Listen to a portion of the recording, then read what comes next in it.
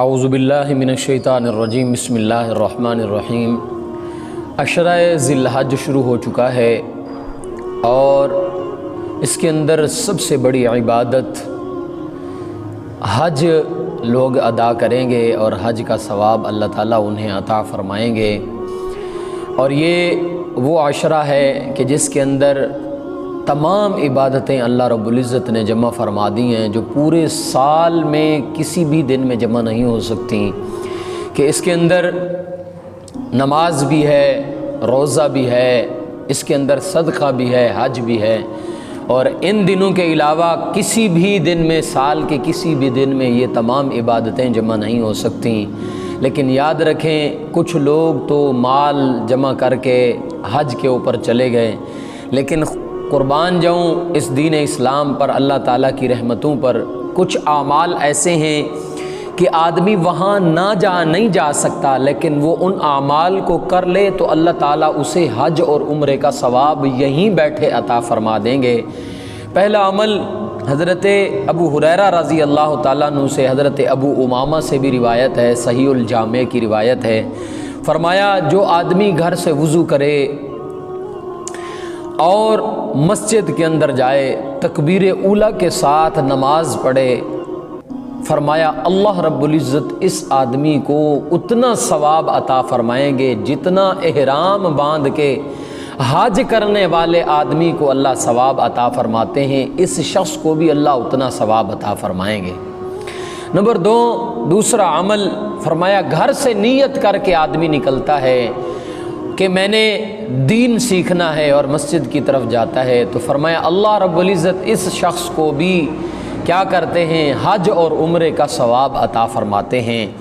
فرمایا فجر کی نماز جماعت کے ساتھ پڑھی، تیسرا عمل، اور وہیں اللہ کے ذکر میں بیٹھ گیا، مشغول ہو گیا، اور جب سورج نکلا تو 2 رکعت نماز چاشت کی اس شخص نے پڑھ لی، اللہ رب العزت اس شخص کو بھی حج اور عمرے کا ثواب عطا فرمائیں گے۔ حضرت ابو ہریرہ رضی اللہ تعالیٰ عنہ سے روایت ہے، چوتھا عمل، فرمایا جو آدمی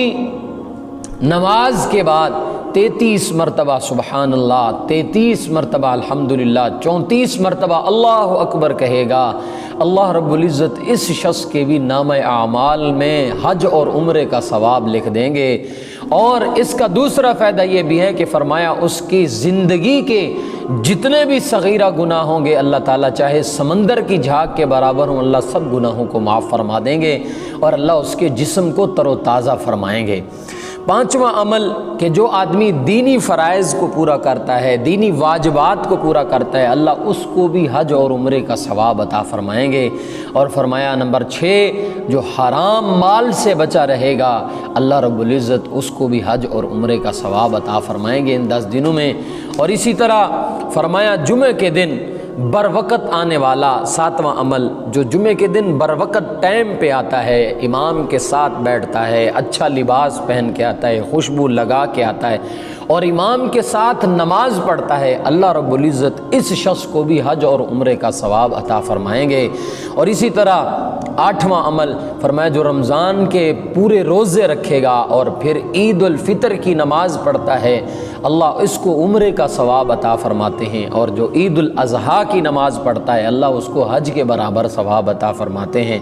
9واں عمل حضرت ابو ہریرہ رضی اللہ تعالیٰ عنہ سے روایت ہے، جو آدمی فجر کی نماز، جو آدمی عشاء کی نماز جماعت کے ساتھ پڑھتا ہے، اللہ رب العزت اس شخص کو بھی حج اور عمرے کا ثواب عطا فرماتے ہیں۔ اور نمبر 10 فرمایا ایک آدمی کے پاس مال ہے اور وہ مال کی وجہ سے حج کرنے کے لیے چلا جاتا ہے، اور ایک آدمی کے پاس مال نہیں ہے لیکن وہ یہ نیت کرتا ہے کہ کاش اگر میرے پاس ہوتا تو میں بھی اللہ کے گھر کا حج کرنے کے لیے جاتا، اللہ رب العزت کے پیارے حبیب نے فرمایا اس شخص کی نیت پر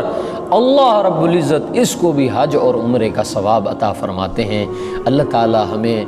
ان 10 دنوں کو زیادہ سے زیادہ قیمتی بنانے کی توفیق عطا فرمائے۔